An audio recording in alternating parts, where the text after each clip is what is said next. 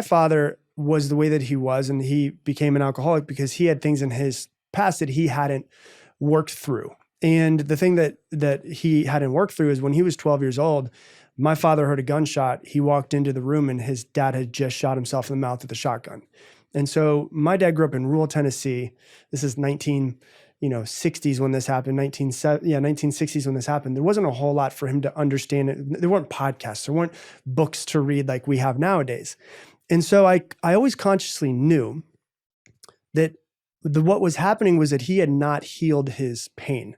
And Gabor Mate says, don't ask why the trauma, ask why the pain. And when I first heard Gabor Mate, I was like, oh my God, someone's finally saying what I always thought with my father. And so, we can look at him and say, oh yeah, he's an alcoholic and he didn't overcome his trauma. The trauma, the way it came up in my life is I became a workaholic. And so I didn't, sometimes we could see someone and say, oh, they drink too much alcohol,